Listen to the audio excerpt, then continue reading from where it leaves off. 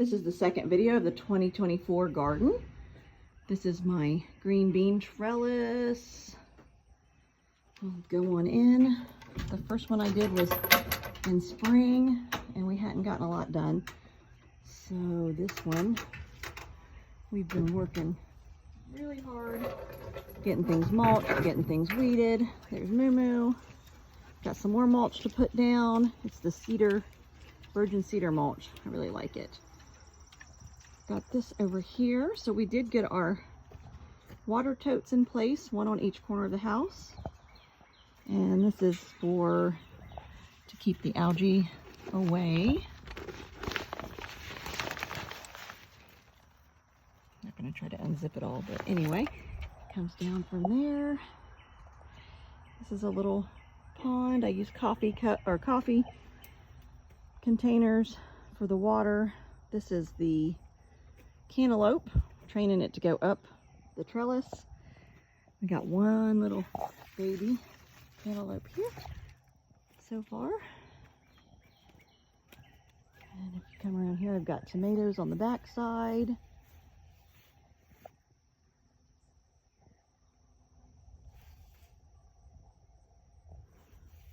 All right, can't make it too long, and there's a lot to the garden. Still working on the details of these and what we're going to do here. These are going to be some raised beds. We've got some lemon balm, some bee balm, calendula, and mint. That backside has not been weeded or mulched. And then over here, well, here's my greenhouse. It's pretty empty right now. Got my new little flamer there that burns the weeds.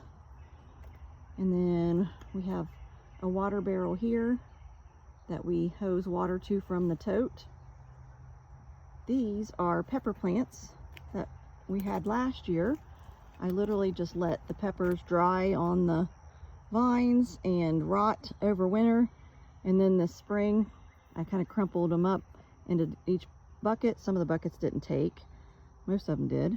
And this is what we got. So this is all volunteer pepper plants. They're doing really good. This is my cinnamon basil, flowers. We've got some garden phlox, black-eyed Susans. On this side we have black-eyed Susans and daisies. We have a fig tree. It's doing pretty good. It's filling out pretty well. And this is larkspur here. It's almost completely to seed. We got some salvia, purple salvia, some more garden phlox. Got some zucchini. I've already eaten several. I haven't let any get large yet. We have some blue bachelor buttons back there. And this is the okra. Got 4 okra plants.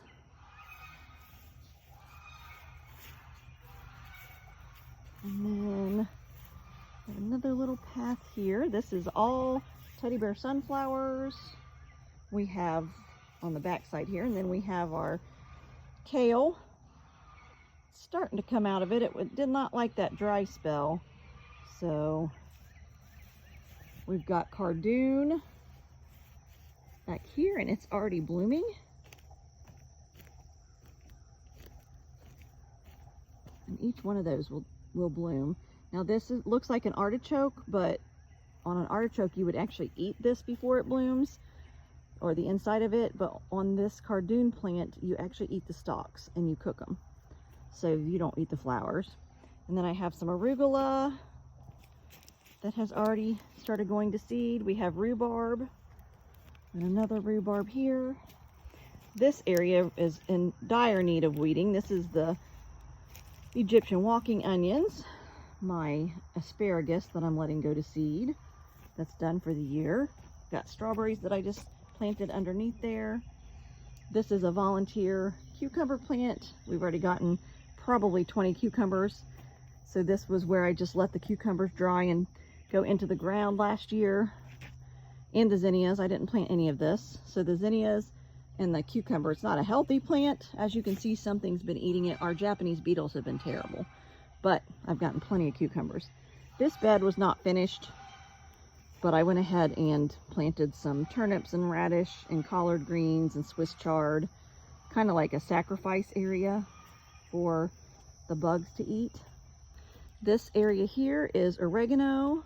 I've got thyme in the middle. I've got some phlox. This corner here did have some daisies. They were spent. This is lemon basil. And there was a bee balm right there, but it was getting too tall, so I cut it back. And then this one is a pollinator garden. It's got bee balm, black-eyed Susan. This lilac bush down here is not liking being down in the middle, so that's got to be moved. I took out a hollyhock, and I took out a lot of chamomile that was in the front, so it's pretty bare. And then I don't know if you can see my butterfly bushes in the front there. It's actually enjoying where it's at. Okay, let's go to the other side here. So I've got black-eyed Susans everywhere. Over here in this area, that is going to be put down with mulch, some compost, some soil in rows, and we're gonna put our garlic bulbs over there. We have about 300 to plant. And then this area is the area that has the mile-a-minute vine that we could not get rid of, so we've got it covered.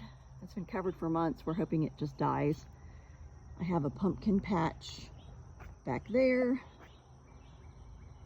They're doing pretty good. And let's see. So we have another water barrel over here that we use on this side. And then the water tote is over there. It's got the cover on it too. This area here, I haven't done anything with. I just mulched it and put some pots because when we tear this deck out, it's going to go clear over to the corner of the window. So then this area here, where I have kind of a checkerboard, will be up against the side of the deck, and the rest of it won't matter. And then I have my blueberries, and I have beans planted by every blueberry. We have some rhubarb, black-eyed Susans, bee balm, some sedum, some more blueberries.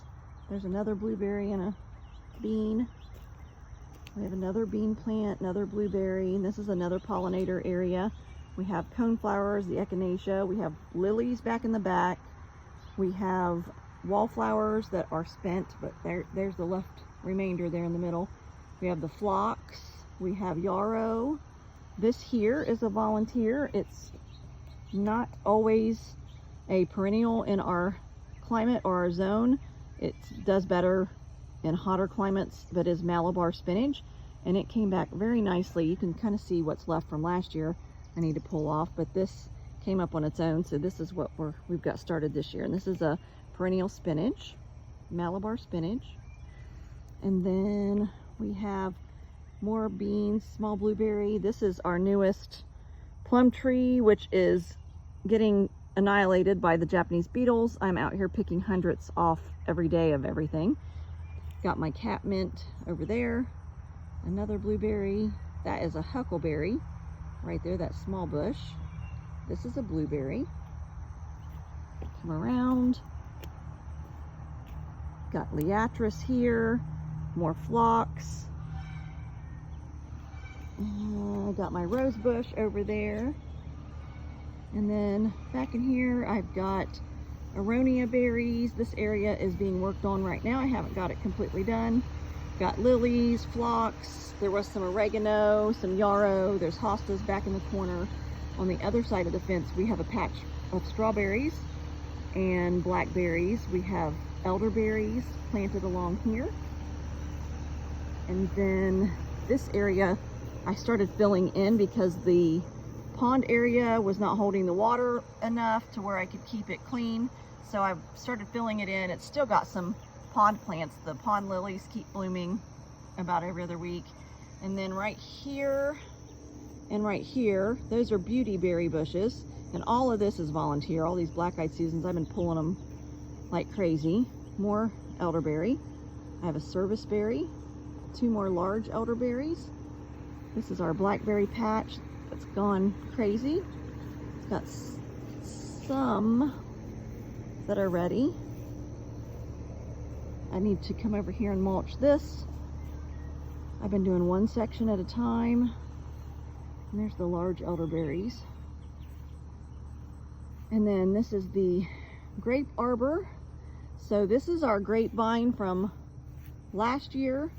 The Japanese beetles were really trying to get that one demolished too. We just bought some stuff and we're gonna mix it up and do some sprays, but it's climbing over here. And then over here are this year's grapes that haven't done much, but they're still alive. So, and then I have some lemon balm, sorry, not bee balm, lemon balm on the other side of the elderberry. And then here's a view of it. So over there's where we started, and then the patios in between. Over there is really my vegetable side, my perennial vegetables and some pollinators. And then when you come over here, it's almost all fruit. I do have some beans and stuff planted in with the fruit. This is another plum tree right here. This one is right here. Let me show you. This is a serviceberry bush that came when we got the other small plum tree, and it's got a volunteer tomato plant. I do not know where it came from. Right there, that is the fun part of doing the regenerative permaculture, because you usually get quite a few volunteers if your soil is healthy. That's the huckleberry I was telling you about. And let's see, that is another rhubarb, my clothesline. Got a hosta there, but right here I have a small yarrow transplant. Have two more huckleberries here. And then that is, let's see, I think, oh, those are cosmos. And then right there in the middle is a fig tree, and the other two plants are my comfrey plants that I planted, and I chopped the leaves off, and you can chop and drop it below other plants for fertilizer, because the taproot goes so deep it pulls up fertilizers that you wouldn't get nutrients that are deep in the ground, so it pulls it up, so it's in the leaves. And then I chop it up and I usually put it in my water with a little bit of bunny berries or rabbit poo, and that's how I fertilize my water, so it's free fertilizer. And then from this side you can see I've got another huckleberry. This is Veronica. My dog dug it up, but it's actually coming back. I put it back in the ground, and I think she got a hold of the rhubarb right there. And that's about it. So that is what's going on here in the garden. We've been doing lots of weeding, lots of mulching, lots of fertilizing, lots of Japanese beetle picking, and we've been utilizing as much rainwater as we can. And then our apple trees got absolutely demolished. Those three little trees right there got demolished by the Japanese beetles this year, but we have a small guild. I've got more berry bushes coming. I've got honeyberry and blueberry, one for each tree, and we're going to expand our under tree guilds to enhance the fertilization of the trees. And we're also going to, like I said, put some spray. It's a mixture of like neem oil, molasses, some plant soap, and I forget what the fourth ingredient is, but I'm going to mix it up and just saturate the trees to bring them back to health. That's about it. Everybody back here has been fed. We have Journey, the livestock guardian dog. We have Stella, our big pregnant doe, the white pregnant doe. She is due in like 2 weeks. Then we have the little ones, Bambi and Peaches, and then Renegade. He's the brown one. He's a wether. And then the new little geese that we've got that we went and picked up today. They're in here. We have been keeping the girls, the chickens, locked up because we have inherited several, 4 roosters to be exact, that just do not want to leave. So We do not have enough hens right now for the roosters, so we had to start just keeping them in, which is fine. They have a front porch, a back area, and then they also have a run coming off of their area there. And then over here, you can see the other 3 geese, Jack, Jimmy, and Joey. We've got them separate just so we don't have any fighting with the new geese. Not to mention these are Sebastopol geese, and if we get any fertilization next spring when they start having breeding season, we have 1 male and 4 females, so we would like to have like pure Sebastopol goslings and not have the other boys over on the other side mix it up. And these are the pumpkins. So we were told to put down the fabric and it would keep the pests at bay and also the weeds, obviously. So the front ones are doing really well. The back ones are not dying. They're still hanging in there, but they are just not as healthy. And I think this canopy, they get full sun for like 4 or 5 hours, but I just think that one last hour that they don't get the full sun, because they need probably 6 hours, I would say.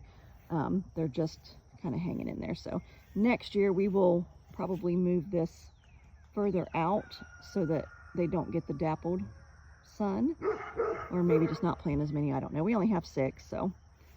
And then let's see, show you over here.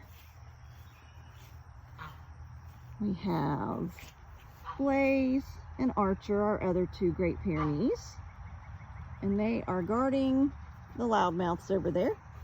Hi boys, hi babies. They go in the barnyard some, but honestly we got Journey, oh, it's probably been about 3 weeks ago or so, and she likes her own area, so she does not like to be bothered by the boys.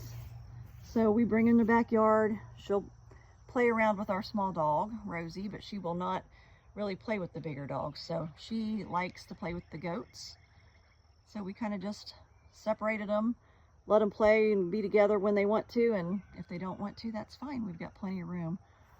So that's all I have for today. I hope you all are having a blessed Sunday and that you had a beautiful weekend. Talk to you soon. Bye-bye.